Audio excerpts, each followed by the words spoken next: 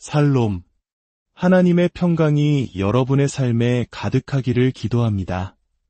오늘 우리가 함께 나눌 말씀의 여정을 시작하기에 앞서 잠시 여러분께 부탁의 말씀을 드립니다.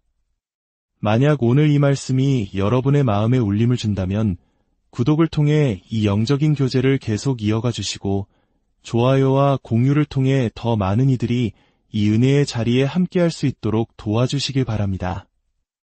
여러분의 작은 손길 하나하나가 하나님의 말씀을 전하는 귀한 통로가 될 것입니다. 이 영상을 보시는 모든 분들의 가정과 삶 위에 주님의 축복이 함께하기를 소망합니다. 오늘은 거룩함의 아름다움이라는 주제의 마지막 시간으로 우리 신앙 여정에서 가장 중요하고 실제적인 질문에 대해 답을 찾아보고자 합니다. 그것은 바로 어떻게 우리 자신을 거룩하게 할 수 있는가? 라는 질문입니다. 지금까지 우리는 세 가지 중요한 진리를 살펴보았습니다. 첫째, 하나님은 거룩하신 분이시며 그의 백성인 우리에게도 거룩함을 요구하신다는 사실입니다. 둘째, 하나님께서는 우리가 거룩함에 이를 수 있도록 모든 것을 완벽하게 예비해 놓으셨다는 것입니다.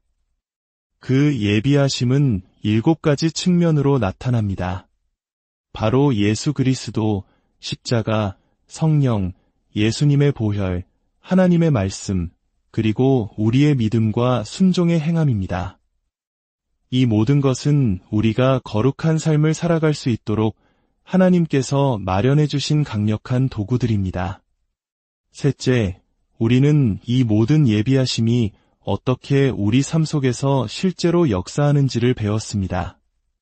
모든 것은 하나님의 미리 아심과 선택에서 시작됩니다. 우리가 구원을 알기도 전에 성령께서 먼저 우리 삶에 찾아오셔서 우리를 세상과 구별하시고 하나님과 그리스도를 깨닫게 하십니다. 그 후 우리는 복음의 말씀이 선포되는 자리로 인도되고 십자가 앞에 서게 됩니다. 십자가의 메시지 앞에서 우리는 받아들이거나 거부하거나 중대한 결정을 내려야 합니다. 만약 우리가 십자가의 메시지에 순복한다면 예수님의 보혈이 우리에게 뿌려지고 우리는 그 피로써 거룩하게 됩니다. 그 다음에는 말씀의 물로 씻는 과정이 이어집니다. 우리는 하나님의 말씀이라는 거울 앞에 서서 우리 자신을 비추어 보고 판단하며 변화됩니다. 그리고 그 거울을 통해 주님의 영광을 바라보며 그 형상으로 변화되어 갑니다. 이제 오늘 우리는 이 모든 진리의 정점에 서서 성경이 우리에게 부여한 의무, 즉 너희 자신을 거룩하게 하라는 명령에 대해 깊이 묵상하고자 합니다. 이 여정을 시작함에 있어 우리는 언제나 우리의 완벽한 모본이 되시는 주 예수 그리스도의 발자취를 따라가야 합니다. 혹시 여러분 중에는 예수님께서 거룩하게 되신 첫 번째 분이라는 사실을 잘 모르시는 분도 계실 겁니다. 어떻게 죄 없으신 예수님께서 거룩하게 되실 필요가 있었을까 의아해하실 수도 있습니다. 요한복음 10장 36절을 보면 예수님께서 직접 하신 놀라운 말씀이 기록되어 있습니다. 예수님께서는 자신을 반대하는 유대인들에게 이렇게 말씀하셨습니다. 하물며 아버지가 거룩하게 하사 세상에 보내신 자가 나는 하나님의 아들이라 하는 것으로 너희가 어찌 신성모독이라 하느냐. 여기서 예수님은 자신에 대해 2가지 중요한 사실을 선포하십니다. 아버지께서 나를 거룩하게 하셨다. 그리고 나를 세상에 보내셨다는 것입니다. 이것이 무슨 의미일까요? 이것은 성부 하나님께서 아들 예수님을 다른 누구도 감당할 수 없는 특별한 사명을 위해 선택하시고 그 사명을 위해 다른 모든 것으로부터 구별하셨다는 의미입니다. 이것이 바로 예수님의 첫 번째 성화, 즉 거룩하게 구별되심입니다. 그 사명은 바로 인류의 구속이었습니다. 이처럼 예수님의 삶은 3가지 단계로 요약됩니다.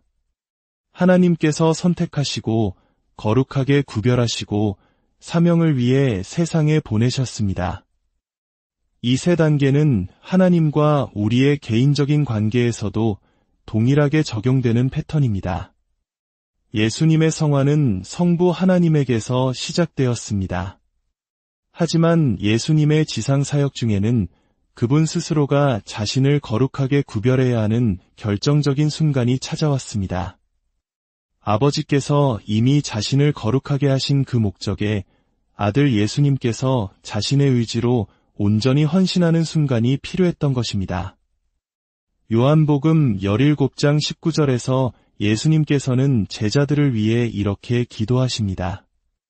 또 그들을 위하여 내가 나를 거룩하게 하오니 이는 그들도 진리로 거룩함을 얻게 하려 함이니이다. 보십시오. 예수님께서는 성화의 선구자이십니다. 그분께서 스스로를 거룩하게 하심으로써 그분을 믿는 우리 또한 거룩하게 될 길을 열어주셨습니다. 예수님께서 내가 나를 거룩하게 한다고 말씀하셨을 때 그 의미는 이것입니다. 나는 아버지께서 나에게 주신 사명과 그 선택을 온전히 인정합니다. 이제 나의 선택과 결정으로 십자가 위에서의 희생적인 죽음을 통해 세상을 구원하는 아버지의 그 과업에 나 자신을 온전히 구별하여 드립니다. 이처럼 예수님의 성화는 아버지의 선택으로 시작되었지만 아들의 자발적인 순종과 응답으로 완성되었습니다. 이것이 바로 우리가 따라야 할 성화의 완벽한 모델입니다. 시편 40편 7절과 8절의 말씀은 히브리서 10장에서 예수님께 적용되어 인용됩니다. 그때에 내가 말하기를 내가 왔나이다. 나를 가리켜 기록한 것이 두루마리 책에 있나이다. 나의 하나님이여 내가 주의 뜻 행하기를 즐기오니 주의 법이 나의 심중에 있나이다. 우리가 거룩하게 될 때 하나님의 뜻을 행하는 것이 의무가 아니라 가장 큰 기쁨이 됩니다. 우리도 이렇게 고백할 수 있어야 합니다. 주님, 제가 왔습니다. 주님의 책에 저를 위한 계획이 기록되어 있음을 압니다. 주님의 뜻을 행하는 것이 저의 가장 큰 기쁨입니다. 요한복음 6장 38절에서 예수님은 다시 말씀하십니다. 내가 하늘에서 내려온 것은 내 뜻을 행하려 함이 아니요 나를 보내신 이의 뜻을 행하려 함이니라. 예수님께서는 자신의 뜻이 아닌 아버지를 기쁘시게 하는 것을 유일한 목적으로 삼으셨습니다. 이것이 우리가 따라야 할 길입니다. 자신의 뜻을 내려놓고 하나님의 뜻을 구하는 삶, 이것이 바로 거룩함의 시작입니다. 예수님께서는 아버지의 뜻을 행하심으로써 아버지를 완벽하게 드러내셨고 또한 아버지를 온전히 영화롭게 하셨습니다. 요한복음 17장 4절에서 그분은 이렇게 말씀하십니다. 아버지께서 내게 하라고 주신 일을 내가 이루어 아버지를 이 세상에서 영화롭게 하였사오니 이것이 성화의 궁극적인 목표입니다. 하나님의 뜻을 행하고 하나님을 세상에 드러내며 하나님께 영광을 돌리는 것. 이제 이 놀라운 패턴이 우리에게 어떻게 적용되는지 보십시오. 예수님께서는 요한복음 20장 21절에서 이렇게 말씀하십니다. 너희에게 평강이 있을지어다. 아버지께서 나를 보내신 것 같이 나도 너희를 보내노라. 아버지와 아들의 관계가 예수님과 제자들의 관계 속에서 그대로 재현됩니다. 아버지께서 아들을 세상에 보내신 것과 정확히 똑같은 방식으로 이제 아들 되신 예수님께서 우리를 세상에 보내십니다. 히브리서 2장 11절은 이 진리를 확증합니다. 거룩하게 하시는 이와 거룩하게 함을 입은 자들이 다 한 근원에서 난지라. 여기서 거룩하게 하시는 이는 예수님이시며 거룩하게 함을 입은 자들은 바로 우리들입니다. 그리고 우리 모두가 나온 한 근원은 바로 성부 하나님이십니다. 모든 성화는 아버지에게서 시작되어 아들을 통해 우리에게 이어지는 장엄한 흐름인 것입니다. 그렇다면 이제 우리의 역할은 무엇일까요? 바로 하나님의 선택에 응답하는 것입니다. 요한복음 15장 16절에서 예수님은 분명히 말씀하십니다. 너희가 나를 택한 것이 아니여 내가 너희를 택하여 세웠나니 우리의 신앙 여정은 우리의 선택으로 시작되지 않았습니다. 예수님께서 먼저 우리를 선택하셨습니다. 제가 예수님을 선택한 것이 아니라 예수님께서 저를 선택하셨다는 사실을 깨달을 때마다 저는 깊은 경외감에 휩싸입니다. 그리고 그분은 저를 다른 누구도 할 수 없는 특별한 일을 위해 선택하셨습니다. 여러분 각자에게도 마찬가지입니다. 이 사실이 여러분에게 거룩한 책임감을 느끼게 하지 않습니까? 에베소서 2장 10절은 이 진리를 더욱 발전시킵니다. 우리는 그가 만드신 바라 그리스도 예수 안에서 선한 일을 위하여 지으심을 받은 자니 이 일은 하나님이 전에 예비하사 우리로 그 가운데서 행하게 하려 하심이니라. 여기서 그가 만드신 바라는 헬라어로 포이에마인데 영어 단어 포엄의 어원입니다. 그렇습니다. 우리는 하나님의 걸작품, 하나님께서 친히 쓰신 한 편의 시와 같은 존재입니다. 대량 생산된 공산품이 아니라 각자 고유한 목적과 아름다움을 지닌 하나님의 명작인 것입니다. 이 사실을 깨달을 때 우리의 책임은 무엇을 할까 결정하는 것이 아니라 하나님께서 이미 나를 위해 무엇을 결정해 놓으셨을까를 발견하는 것으로 바뀝니다. 이것은 수많은 위원회 회의를 통해 인간적인 계획을 세우는 현대 기독교의 모습과는 사뭇 다릅니다. 우리의 임무는 계획을 세우는 것이 아니라 이미 세워진 하나님의 계획을 발견하고 그 길을 걷는 것입니다. 그렇다면 어떻게 그 길을 발견할 수 있을까요? 그 가장 명확하고 실제적인 해답이 로마서 12장 1절에서 6절에 담겨 있습니다. 사도 바울은 이렇게 권면합니다. 그러므로 형제들아 내가 하나님의 모든 자비하심으로 너희를 권하노니 너희 몸을 하나님이 기뻐하시는 거룩한 산제물로 드리라. 이는 너희가 드릴 영적 예배니라. 첫 번째 단계는 하나님의 자비와 은혜에 대한 유일하고 합당한 응답으로서 우리의 몸을 산제물로 하나님께 드리는 것입니다. 구약 시대에는 짐승을 먼저 죽여서 제단에 올렸지만 신약 시대에 우리는 살아있는 채로 우리 자신을 하나님의 제단 위에 올려놓습니다. 제단은 나의 의지와 선택이 끝나고 하나님의 의지와 선택이 시작되는 장소입니다. 마태복음 23장 19절에는 성화의 놀라운 비밀이 숨겨져 있습니다. 예수님께서 말씀하시길 어느 것이 크냐 그 예물이냐 그 예물을 거룩하게 하는 제단이냐? 그렇습니다. 예물을 거룩하게 하는 것은 바로 제단입니다. 우리의 몸이 언제 거룩해집니까? 우리가 우리의 몸을 하나님의 제단 위에 올려놓을 때, 그리고 그 위에 계속 머물러 있을 때입니다. 제단과의 접촉만이 우리를 거룩하게 합니다.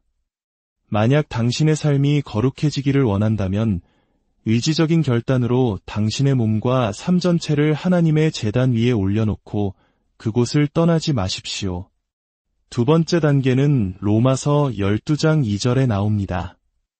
너희는 이 세대를 본받지 말고 오직 마음을 새롭게 함으로 변화를 받아 하나님의 선하시고 기뻐하시고 온전하신 뜻이 무엇인지 분별하도록 하라. 제단 위에 우리 자신을 드릴 때 세상의 가치관을 따르던 우리의 마음이 새롭게 변화됩니다. 그리고 비로소 우리는 우리를 향한 하나님의 선하고 온전하신 뜻을 분별할 수 있게 됩니다.